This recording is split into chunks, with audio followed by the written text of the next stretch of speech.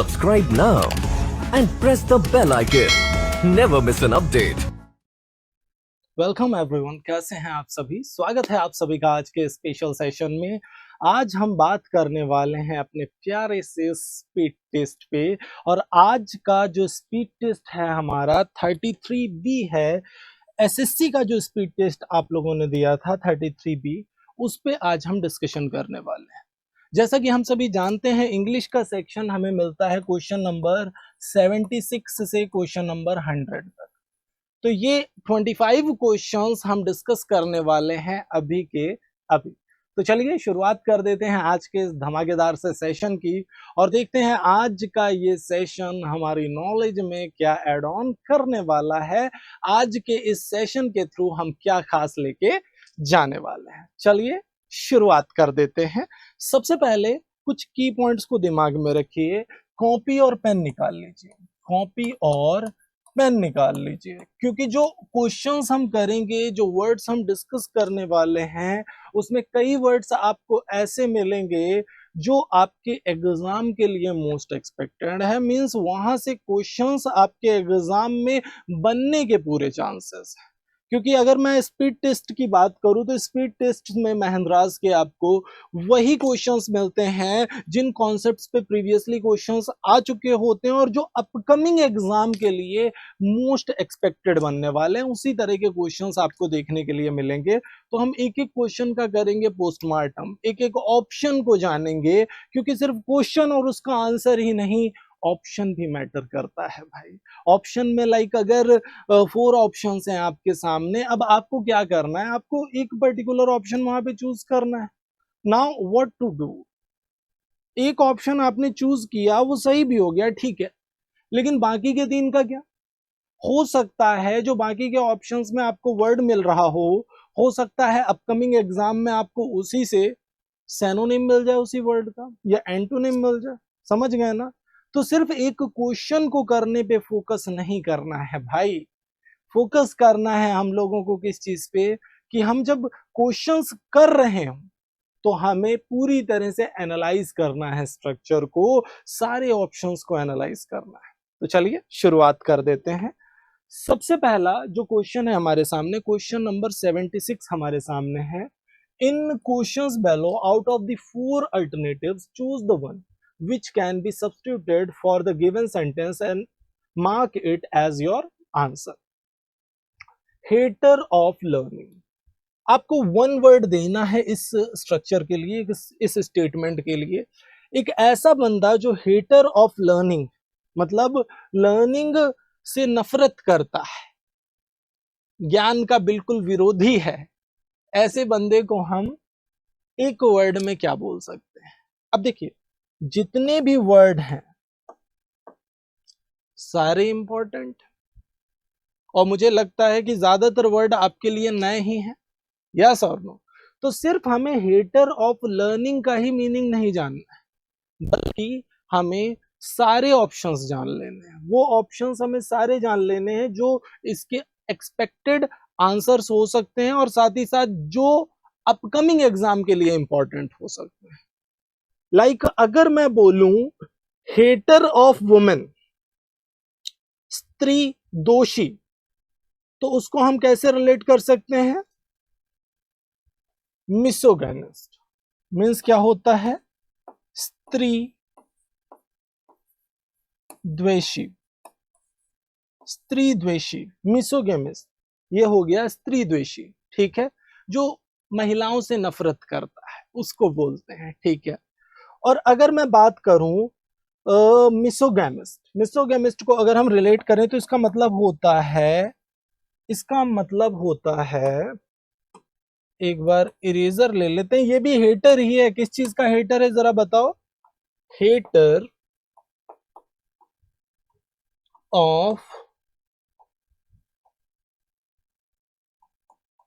Marriage, मतलब जो विवाह से नफरत करता है, जो विवाह से नफरत करता है उसको बोलते हैं हम मिसोगेमिस्ट।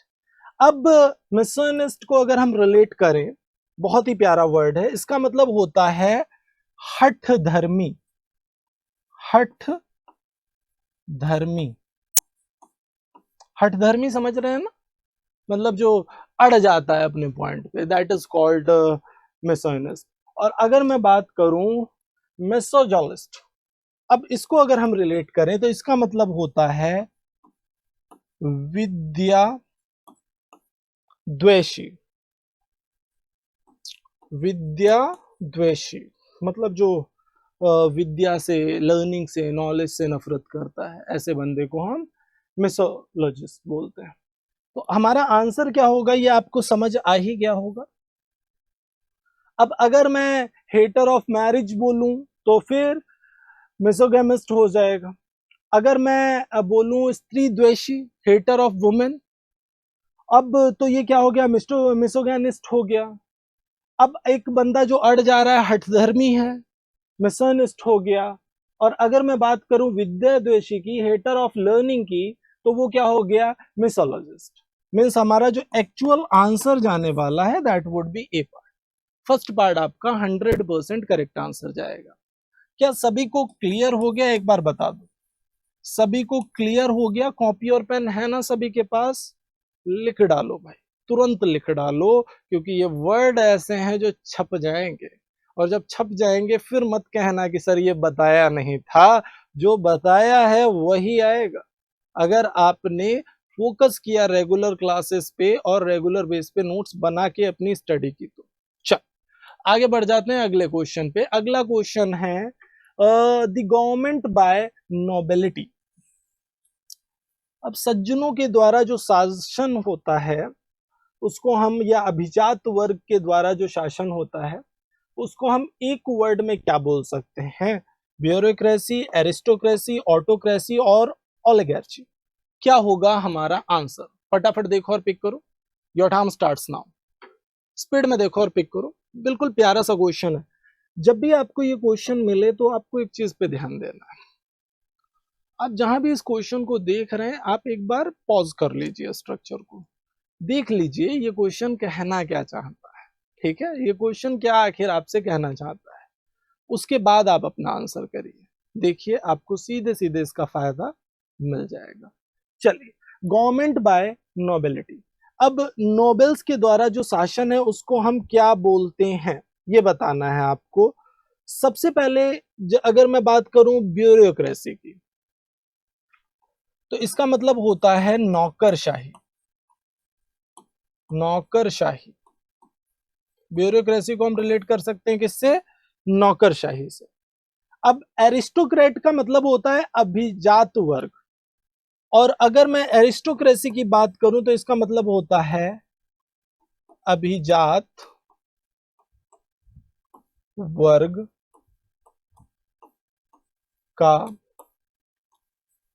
शासन। जो अभिजात वर्ग होता है ना, नोबेल ग्रुप होता है, नोबिलिटी का जो शासन है उसको हम एरिस्टोक्रेसी से रिलेट कर सकते हैं। ये हमारा आंसर यहाँ पे आ चुका है।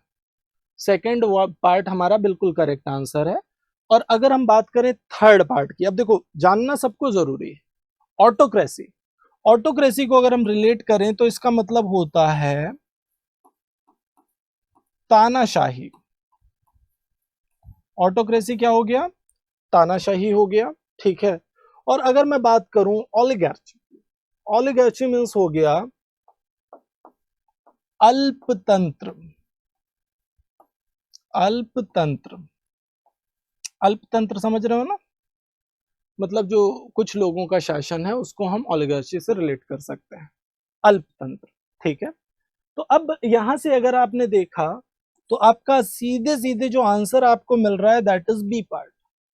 B is important, but one thing you should keep in your mind that जो फर्दर अदर ऑप्शंस हैं आपके वो उससे भी ज्यादा इंपॉर्टेंट है, क्योंकि ये क्वेश्चन डायरेक्टली आपके एग्जाम में आ गया। अब गवर्नमेंट बाय ऑफिशियल्स आ सकता है, भाई सीधी सी बात है, तो वो ब्यूरोक्रेसी हो जाएगा। ऑटोक्रेसी को हमने तानाशाही से रिलेट कर दिया, और अगर हमने अल्पतंत्र की बात की तो वो क्या हो गया? ओलिगार्ची हो गया। मतलब जो कुछ लोग शासन करते हैं काफी ज्यादा लोगों पे, उसको हम ओलिगार्ची से रिलेट करते हैं। आगे बढ़ जाते हैं हम लोग, आंसर हमारा सेकंड पार्ट जाएगा। अगला question, in the question below out of 4 alternative choose the one which can be substituted. फिर वन वर्ड का ही क्वेश्चन आपके सामने है। The study that deals with the relations of organism to one another and to their surroundings. अब अगर मैं बात करूं, एक स्टडी की बात हो रही है जो डील करती है रिलेशंस ऑफ ऑर्गेनिज्म, ऑर्गेनिज्म का रिलेशन जो बताती है किससे, एक दूसरे से और उनके चारों ओर के माहौल से, पारिस्थितिकी से। पारिस्थितिकी को ही इंग्लिश में क्या बोलते हैं ये बता दो बस। बायोलॉजी, इकोलॉजी, साइकोलॉजी और फिजियोलॉजी। फटाफट देखो और पिक करो अपना आंसर। बिल्कुल प्यारा सा क्वेश्चन है। देखो, बायोलॉजी की बात करें तो ये जीव विज्ञान हो गया।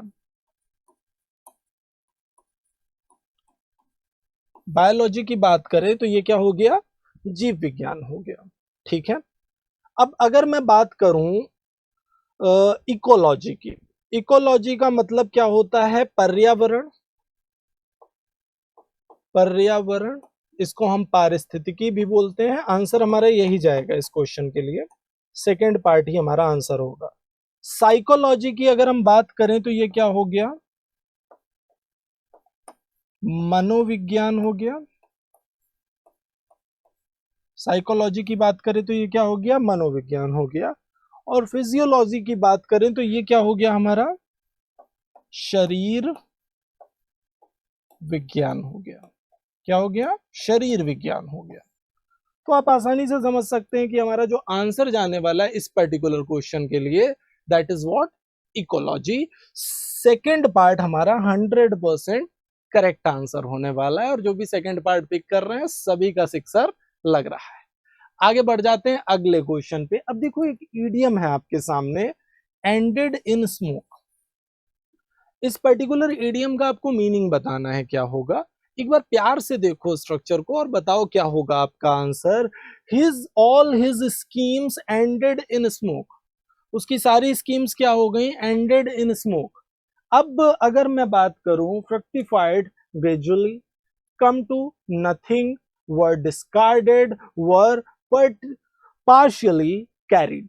एक बार ऑप्शंस को देखिए और पिक करिए अपना आंसर। देखो, एंडेड इन स्मोक का एक्चुअल मीनिंग होता है कि अगर कुछ भी ऐसा जिसका कोई भी जो पूरी तरह से फ्यूटाइल हो गया।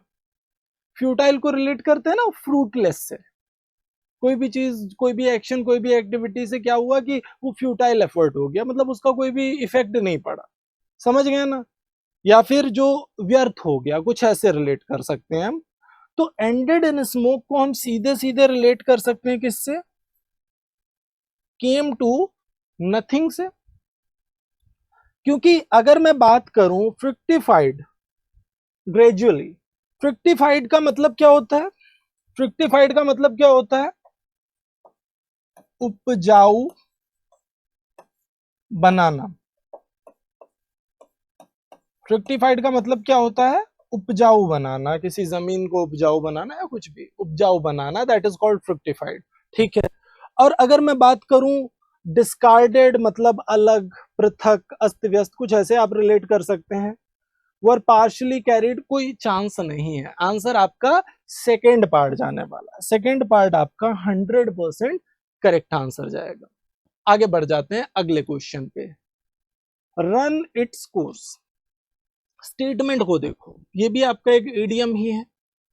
आपको क्या करना है, रन इट्स कोर्स, इस पार्ट का मीनिंग बताना है। अब यहां पे अगर हम देखें, the fashion of long flowering skirts will run its course. अब रन इट्स कोर्स का मतलब हो गया कि कोई चीज जब नई नई आती है ना, कोई चीज जब नई नई आती है तो सब में होड़ रहती है कि हमें भी ये चीज चाहिए। And in long run that the particular thing run its course, मतलब वो चीज क्या बन जाती है, यूजुअल बन जाती है, कॉमन बन जाती है पूरी तरह से। ठीक है। तो रन इट्स कोर्स को हम कैसे रिलेट कर सकते हैं, कहीं ना कहीं develop and then come its usual end. कोई चीज डेवलप हुई समय के साथ में और धीरे धीरे धीरे धीरे धीरे धीरे खत्म हो गई। एक पहले इंटरेस्ट आया लोगों के अंदर उस चीज को लेके और धीरे धीरे वो इंटरेस्ट भी खत्म हो गया, रन इट्स कोर्स, कुछ ऐसे ही आप इसे रिलेट कर सकते हैं। आगे अगर हम देखें, पिलर का क्वेश्चन है हमारे सामने, he kept saying that he would dash only after collecting all the details further. अब हमारे सामने क्या है, एक फिलर्स का क्वेश्चन है, बहुत ही प्यारा सा क्वेश्चन है, फिल इन द ब्लैंक का क्वेश्चन है। आपको क्या बताना है, करेक्ट वर्ड यहाँ पे फिल करना है और इसको स्ट्रक्चर को अप्रोप्रिएट फ्रेम करना है। अब एक बार देखें जरा इस स्ट्रक्चर को, ही केप्ट सेइंग, वो कहता रहा, that he would dash only after collecting details further, वो बस तभी डैश करेगा जब वो डिटेल कलेक्ट कर लेगा पूरी तरह से। जैसे एक लॉयर होता है ना, वो कह रहा है कि भाई जब मैं डिटेल पूरी कलेक्ट कर लूंगा उसी के बाद ही क्लियर करके बताऊंगा क्या होना है क्या नहीं होना है। तो रिएक्ट, वो अपनी प्रतिक्रिया कब देगा भाई, जब वो कहीं ना कहीं कलेक्ट कर लेगा डिटेल्स, इंफॉर्मेशन जो भी उस केस से रिलेटेड है या किसी पॉइंट से रिलेटेड है या किसी कंडीशन या सिचुएशन से रिलेटेड है, तो रिएक्ट ही जाएगा, प्रतिक्रिया से रिलेट करेगा। क्योंकि अगर मैं बात करूं एलीड की, एलीड को रिलेट करूं तो इसका मतलब क्या होता है, कथित, जैसे बोलते हैं ना एलीडली, कथित रूप से, न्यूज़पेपर्स में काफी ये वर्ड देखा होगा। क्रिएटेड, निर्मित हो गया, गैदर्ड, इकट्ठा करना हो गया। आपका जो एक्चुअल आंसर जाएगा that would B third part. Third part आपका 100% करेक्ट आंसर जाने वाला है। इन the following question sentences are given with the blank to be filled in with an appropriate word। फिर आपका फिलर का ही क्वेश्चन है, the militants opened fire and the security forces dash। अब purported, summon, retaliated और related, क्या होगा हमारा आंसर। बहुत ही प्यारा सा क्वेश्चन है। देखो, अगर मैं ऑप्शंस को देखूं और इनके मीनिंग को देखूं, बिल्कुल प्यारा सा क्वेश्चन है। अगर मैं मीनिंग को देखूं तो purported का मतलब होता है कथित रूप से, क्या होता है, कथित रूप से, purported। समन का मतलब कोर्ट समन जारी करती है ना, बुलावा, बुलाना किसी को, कुछ ऐसे आप रिलेट कर सकते हैं। आदेश से भी रिलेट कर सकते हैं, गवर्नमेंटेड। रिटेलिएट, रिटेलिएट बहुत ही प्यारा वर्ड है और इसका आंसर भी कहीं ना कहीं यही वर्ड होने वाला है। रिटेलिएट का मतलब होता है जवाबी कार्यवाही, जवाबी कार्यवाही से रिलेट कर सकते हैं रिटेलिएट को। तो आपका जो एक्चुअल आंसर जाएगा भाई, आर्म्ड सिक्योरिटी फोर्सेस ने क्या किया, जवाबी कार्यवाही की। अब रिलेटेड, संबंधित हो गया, कोई चांस ही नहीं है इन ऑप्शंस का। आंसर आपका जाएगा third part. Third part would be the correct answer, और जो भी थर्ड पार्ट पिक कर रहा है सभी का सिक्सर लग रहा है। आगे बढ़ जाते हैं अगले क्वेश्चन पे। अगला फिलर का क्वेश्चन अगेन है आपके सामने। As Anuj proved insufficient, sorry inefficient, the company dash him. जैसा कि, क्योंकि अनुज क्या हुआ, प्रूव हुआ, कैसा, इनएफिशिएंट प्रूव हुआ। The company dash him, company ने उसे डैश कर दिया। Rejected him, ejected him, expelled him और एविक्टेड हिम, क्या होना चाहिए हमारा आंसर। देखो, कंपनी ने उसे क्या किया, निकाल दिया, क्योंकि वो इनएफिशिएंट प्रूव हुआ, कुछ ऐसा कहना चाहता है ना। तो एक्सपेल्ड, निकाल दिया जाना, कुछ ऐसे आप इसको रिलेट कर सकते हैं एक्सपेल्ड को, ठीक है, निकालना। अब इजेक्ट की बात करें, इजेक्टेड का मतलब तो होता है अलग होना। इजेक्टेड का मतलब क्या होता है, अलग होना। कुछ ऐसे आप इजेक्टेड को रिलेट कर सकते हैं, ठीक है। एक्सपेल्ड को निकालने से रिलेट कर सकते हैं, एक्सपेल करना, निकाल देना, पद से हटा देना, कुछ ऐसे आप रिलेट कर सकते हैं। रिजेक्ट तो कॉमन वर्ड है, रिजेक्ट कर देना, वो भी हटाने के सेंस में रिजेक्ट का यूज कर सकते हैं। वैसे जैसे कोई चीज आपने अस्वीकृत कर दी, रिजेक्ट कर दी, ठीक है। और एक और बहुत ही प्यारा सा वर्ड है इविक्टेड। इविक्टेड मीन्स होता है निकाला हुआ।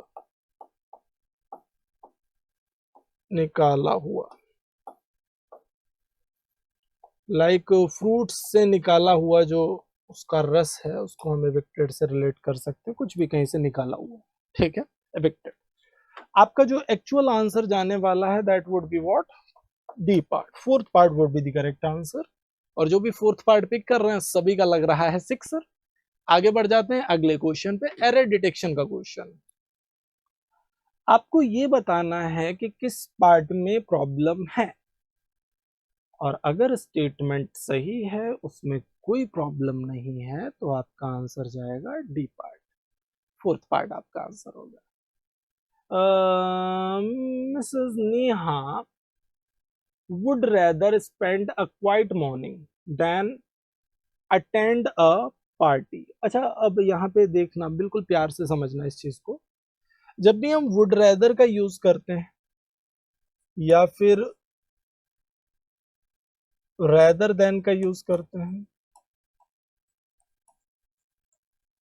या फिर sooner than का यूज करते हैं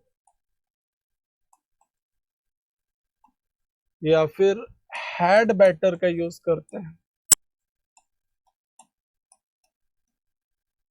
would rather, rather than, sooner than, had better, इन सब के बाद, इन सब के बाद हमें क्या मिलता है, बेयर इन्फिनेटिव मिलता है, बेयर इन्फिनेटिव मिलता है। मतलब इनके बाद वर्ब का फर्स्ट फॉर्म तो मिलता है लेकिन उस फर्स्ट फॉर्म के पहले कभी टू नहीं मिलता, ऐसा कुछ। वर्ब का फर्स्ट फॉर्म तो मिलता है लेकिन उस फर्स्ट फॉर्म के पहले कभी टू नहीं मिलता, यही होता है ना बेयर इन्फिनेटिव, ठीक है। अब अगर मैंने वुड रेदर का यूज किया तो आगे स्पेंड ही होगा, टू स्पेंड नहीं हो सकता, पहली चीज तो ये हो गई, ठीक है, कि बेयर इन्फिनेटिव का यूज करेंगे। अब रेदर का यूज जब भी स्टेटमेंट में होता है, रेदर या अदर, भाई रेदर या अदर का यूज होता है किसी भी स्टेटमेंट में, तो वो स्टेटमेंट देता है कहीं ना कहीं कंपैरिजन, दो क्लॉजेस का, दो स्ट्रक्चर्स का कंपैरिजन देता है।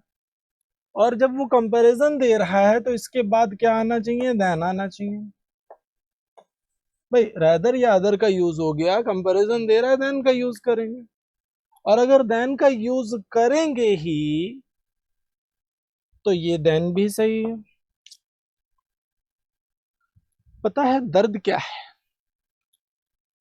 दर्द ये है कि ये स्टेटमेंट 100% सही है और हम किसी ना किसी पार्ट में एरर निकाल ले रहे हैं। क्योंकि हम एरर डिटेक्शन के क्वेश्चन को कैसे करते हैं पता है, हम ये सोच के एरर डिटेक्शन का क्वेश्चन करते हैं कि हमें एरर निकाल के दिखा देना है। एक्चुअल में एरर डिटेक्शन के क्वेश्चन एरर निकालने के लिए नहीं होते, बल्कि स्टेटमेंट को आपको, स्ट्रक्चर को देखना है, ऑब्जर्व करना है, आइडेंटिफाई करना है कि अगर एरर है तो ठीक है, नहीं है तो कोई प्रॉब्लम नहीं। और ये सब आप देख कैसे पाओगे, मान लीजिए इस सेंटेंस में आपको ये पता होना चाहिए कि would rather, rather than, sooner than, had better के बाद बेयर इन्फिनेटिव आता है तो फिर स्पेंड सही है। रेदर अदर कंपैरिजन देता है तो देन आता है तो देन भी सही है। अगर आप ये चीज समझ पाओगे, ये स्ट्रक्चर आपको पता होगा, ये ग्रामेटिकल पॉइंट्स आपको पता होंगे, उसी केस में आप करेक्ट आंसर कर पाओगे, वरना आंसर गलत होने के चांसेस बहुत ज्यादा होंगे। चल आगे बढ़ जाते हैं अगले क्वेश्चन पे। In the following questions find out which part of sentence has an error and mark the answer to appropriate letter. Again error detection का ही क्वेश्चन है आपके पास। The boss took strict measures with a view to ensuring punctuality on the part of his subordinates। एक बार देखो अपने according, देखो किस पार्ट में प्रॉब्लम लग रहा है। मैं जानता हूं आप में से 99.99% लोग बी पार्ट में प्रॉब्लम पिक करेंगे, क्योंकि वो कहेंगे टू आ गया है, इंश्योरिंग नहीं, इंश्योर आएगा, यस और नो। और सबका आंसर गलत हो जाएगा। क्यों? क्योंकि आपको एक स्ट्रक्चर अभी याद नहीं आ रहा है जो मैं याद दिला देता हूं आपको। यूज टू, जब भी आप हेल्पिंग वर्ब के बाद में या किसी वर्ब के बाद में इस तरह के स्ट्रक्चर्स का यूज करते हैं, like use to, looking forward to, with a view to, accustomed to, जब भी इस तरह की फ्रेजेस आती हैं तो इस तरह की फ्रेजेस के बाद क्या आता है? जेरेंड आता है। याद आ रहा है कुछ? जब भी इस तरह की फ्रेजेस आएंगी तो इस तरह की फ्रेजेस के बाद क्या आएगा? जेरेंड आएगा। और अगर जेरेंड आएगा ना तो इंश्योरिंग तो सही है। Use to, looking forward to, accustom to, with a view to, ये जब भी मिल जाए समझ जाओ इनके बाद, वर्ब के बाद जब भी ये मिले समझ जाओ इनके बाद जेरेंड मिलेगा। मतलब एग्जामिनर ने ये क्वेश्चन फंसाने के लिए ही रखा है। वो चाहता है कि हम गलती करें, हम फंसे ऐसे क्वेश्चन में, लेकिन आप नहीं फंसने वाले भाई, आपको कॉन्सेप्ट पता है। तो अब again the boss took strict measures सही है, विद अ व्यू टू ठीक है, ensuring punctuality on the part of his subordinates ये भी सही है। तो ए भी सही है, बी भी सही है, सी भी सही है, और नो एरर ही बच रहा है फिर D part. D part would be the correct answer, और जो भी fourth part D part pick कर रहे हैं सभी का सिक्सर लग रहा है। आगे बढ़ जाते हैं अगले क्वेश्चन पे। Though there is early bus service on this route, a number of people are still suffering as there is no bus shelter here. एक बार देखो और पिक करो अपना आंसर। बिल्कुल प्यारा सा क्वेश्चन। अच्छा, स्टेटमेंट को अगर हम देखें, शेल्टर का मतलब क्या होता है? शरण या आवास से रिलेट करता है किसी के। अब एक चीज बताओ, यहाँ पे शेल्टर की तो बस शेल्टर का तो कोई मीनिंग ही नहीं बन रहा। बस शेड हो सकता है, लाइक रोड के किनारे रहता है ना, स्टॉपेज रहता है, वहां पे एक शेड रहता है कि अगर बारिश वगैरह होने लगे या धूप से जो भी ट्रेवलर है वो बचा रहा है। समझ गए ना? वो जब तक वेट कर रहा है बस का तब तक। तो यहाँ पे अगर हम देखें, शेल्टर का तो कोई चांस ही नहीं है। शेल्टर तो होना ही नहीं चाहिए। It should be shed. It should be shed. और शेड जाएगा तो आंसर हमारा थर्ड पार्ट जाएगा। Third part would be the correct answer. Though there is early bus service on this route, a number of people are still suffering as there is no bus shed here। Answer हमारा third part जाएगा। Third part would be the correct answer. और जो भी third part pick कर रहे हैं सभी का लग रहा है सिक्स। आगे बढ़ जाते हैं अगले क्वेश्चन पे। डिस्कार्ड। डिस्कार्ड वर्ड का आपको चाहिए क्या? Best express the meaning. Best express मतलब सैनोनिम चाहिए आपको। क्या हो सकता है डिस्कार्ड का सैनोनिम? एक बार देखो और पिक कर दो अपना आंसर। देखो, डिस्कार्ड का बेसिक मीनिंग होता क्या है? अलग करने से आप डिस्कार्ड को रिलेट कर सकते हैं, ठीक है, पृथक करना, अलग करना। और अगर मैं इसके सैनोनिम की बात करूं इस पर्टिकुलर वर्ड के, तो रिपुडिएट चला जाएगा, क्योंकि रिपुडिएट का मतलब क्या होता है? त्याग करना। त्याग करना, इसका मतलब क्या? अलग करना। अलग करना, त्याग करना या नकारना, कुछ ऐसे आप रिलेट कर सकते हैं रिपुडिएट को। प्रोवाइड, कोई चांस ही नहीं है। सिंबलिज्म, प्रतीकात्मक रूप से कुछ ऐसे आप रिलेट कर सकते हैं इसको। प्रतीकवाद से भी रिलेट कर सकते हैं सिंबलिज्म को। फेक, जो फेक है, रियल नहीं है। तो आपका जो एक्चुअल आंसर जाने वाला है that would B third part. Third part आपका 100% करेक्ट आंसर होगा। अगला क्वेश्चन आपके सामने है। Instead of holding the polls in 3 months, the government hung dash to power for 2 years। एक बार देखिए और पिक करिए अपना answer. Your time starts now. बहुत ही प्यारा सा क्वेश्चन है। देखो, सबसे पहले अगर मैं बात करूं हैंग ऑन की, लटकने की बात नहीं हो रही है। हैंग ऑन का मतलब होता है दृढ़ होना। हैंग ऑन का मीनिंग क्या होता है? किसी पॉइंट पे दृढ़ होना, कुछ ऐसे आप हैंग ऑन का यूज कर सकते हैं। तो हैंग ऑन ही जाएगा यहाँ पे, ठीक है। Instead of holding polls in 3 months the government hung on, past की बात हो रही है, टू पावर फॉर 2 years, कुछ ऐसा। अब एट, फोर, विद से अप्रोप्रिएट फ्रेज ही नहीं बनेगा आपका। आंसर आपका ए पार्ट जाएगा, और जो भी ये पार्ट पिक कर रहे हैं सभी का सिक्सर लग रहा है। आगे बढ़ जाते हैं। One capable of being tired, और जो थकता नहीं है, थक इंसान है बिल्कुल, ठीक है। ऊर्जावान, ऊर्जा से भरा हुआ। एक वर्ड में क्या बोलेंगे ऐसे इंसान को? फटाफट देखो और पिक करो। कंकर्ड, अनडिफटिगेबल, हाइपोक्रेट और हेल्दी।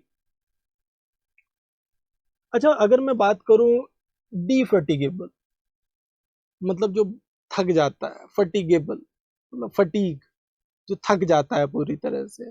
और अगर मैं बात करूं इनडिफटिगेबल, इसका मीनिंग क्या हो गया? इसका मीनिंग सीधे सीधे हो गया अथक,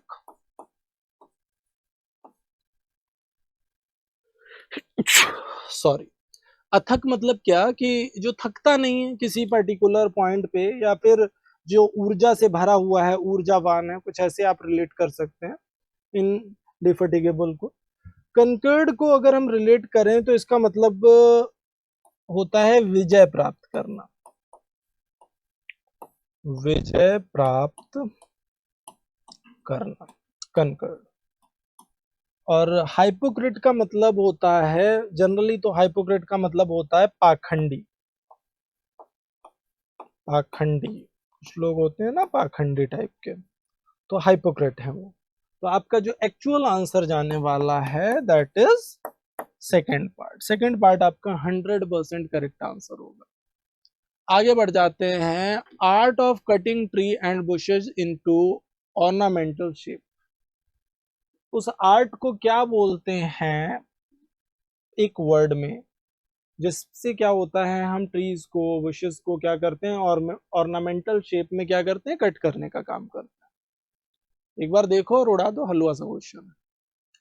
फेबल, एरोनॉट, एलेगोरी और टॉपियरी, क्या होगा आंसर? चलो सबको जान लेते हैं एक एक करके, सबका पोस्टमार्टम कर लेते हैं। सबसे पहले अगर मैं बात करूं फेबल की, तो इसका मतलब होता है नीति कथा, नीति कथा, नीतियों के ऊपर जो कथा बेस होती है। और एलेगोरी का मतलब भी यही होता है, नीतियों के ऊपर, मोरालिटी के ऊपर बेस्ड जो स्टोरीज होती हैं। एरोनॉट की अगर हम बात करें, तो एरोनॉट को अगर हम रिलेट करें तो विमान विद्या, ये क्या होती है? विमान विद्या, विमान विद्या। और अगर मैं बात करूं टॉपियरी की, टॉपियरी का मतलब होता है कर्तन कला। कर्तन कला समझ रहे हो ना? ये जो पेड़ों को काटा जाता है डिजाइन में एंड ऑल, उसको बोलते हैं टॉपियरी। आपका जो एक्चुअल आंसर जाने वाला है that would be D part. Fourth part आपका 100% करेक्ट आंसर जाएगा। अगला question, my younger sister is seeing television. हलवा सा क्वेश्चन है। टेलीविजन को हम एक टक देखते हैं, लगातार देख रहे होते हैं, और सीइंग नहीं बल्कि क्या जाने वाला है यहाँ पे, वॉचिंग जाने वाला है। अब लुकिंग, ऑब्जर्विंग, नो इम्प्रूवमेंट, इसका कोई चांस ही नहीं है। आगे बढ़ते हैं। The inflation rate raise 10% last month. अब यहाँ पे लास्ट मंथ ये बता रहा है कि ये स्ट्रक्चर किस में जाएगा, पास्ट में जाएगा। ये स्ट्रक्चर किस में जाएगा, पास्ट में जाएगा, और अगर ये स्ट्रक्चर पास्ट में जाएगा तो रेज रोज पॉइजन कुछ ऐसे ही जाएगा ना। तो रोज आपको V2 की जरूरत है, वर्ब की सेकंड फॉर्म की जरूरत है। अगेन सभी का सिक्सर लग रहा है, हलवा सा क्वेश्चन है, आंसर आपका ए पार्ट जाने वाला है। अगला क्वेश्चन कंसिस्टेंट। कंसिस्टेंट की बात करें तो लगातार हो गया, और कंसिस्टेंट को अगर हम अपोजिट वर्ड देखें कंसिस्टेंट का, कंसिस्टेंट मीन्स क्या होता है, लगातार होता है। और अगर मैं बात करूं इसके अपोजिट वर्ड की, मोस्ट अपोजिट चाहिए, एंटोनिम चाहिए हम लोगों को, तो कंसिस्टेंट का अपोजिट हो जाएगा एरेटिक, क्योंकि एरेटिक वर्ड का जो मीनिंग होता है दैट इज व्हाट, अनियमित, अनियमित, दैट इज कॉल्ड एरेटिक। अब रिलेबल का मतलब होता है भरोसेमंद, ट्रस्टवर्दी, कॉमन ही है। बम्चस बहुत ही प्यारा वर्ड है बम्चस, और इसका मतलब होता है अक्खड़। अक्खड़, अक्खड़ समझ रहे हो ना, रुखड़ टाइप का जो इंसान है, अक्खड़ है, अकड़ू टाइप का है, उसको हम रिलेट कर सकते हैं बम्चस से। ठीक है, आगे बढ़ जाते हैं। एब बहुत ही प्यारा वर्ड है, EBB। एब का मीनिंग क्या होता है, एब का मीनिंग होता है क्षीण होना, क्षीण होना, कमजोर होना, और सिमिलर मीनिंग चाहिए, मतलब सिनोनिम चाहिए। तो एब को हम सीधे सीधे डिमिनिश से रिलेट कर सकते हैं। डिमिनिश का मीनिंग भी क्या होता है, क्षीण होना, कमजोर होना। इंक्रीज मीन्स होता है बढ़ना, इंक्रीज को अगर हम रिलेट करें तो इसका मतलब होता है बढ़ना। एंड्रॉइड, ये बहुत ही प्यारा वर्ड है, और इसका मतलब होता है सन्यासी। क्या होता है, सन्यासी होता है इसका मीनिंग। एक्सपेंड का मतलब होता है बढ़ाना, वृद्धि करना, तो आंसर हमारा सेकंड पार्ट ही जाने वाला है। फॉर्मिडेबल, फॉर्मिडेबल का मतलब होता है भयानक या डरावना। फॉर्मिडेबल का मीनिंग क्या हो गया, भयानक या डरावना। और इसका सिमिलर वर्ड पूछ रहा है तो हॉरिबल ही हो जाएगा भाई, सीधी सी बात है। सिमिलर वर्ड हमारा क्या हो जाएगा, हॉरिबल हो जाएगा, क्योंकि अगर मैं एक्मे की बात करूं तो इसका मतलब होता है सर्वोच्च शिखर। सर्वोच्च शिखर को हम एक्मे से रिलेट कर सकते हैं। इनसिग्निफिकेंट मतलब अमहत्वपूर्ण हो गया, लाइक सिग्निफिकेंट मीन्स महत्वपूर्ण होता है। एक्रिमोनियस की अगर हम बात करें तो इसका मतलब हो गया कटुतापूर्ण, कटुतापूर्ण, किसी का व्यवहार जो है कटुतापूर्ण है, हार्शनेस है सामने वाले में, उसको हम एक्रिमोनियस से रिलेट कर सकते हैं। रेमिट बहुत ही प्यारा वर्ड है, और आपको सैनोनिम चाहिए रेमिट का। तो सबसे पहले रेमिट को समझ लो क्या होता है।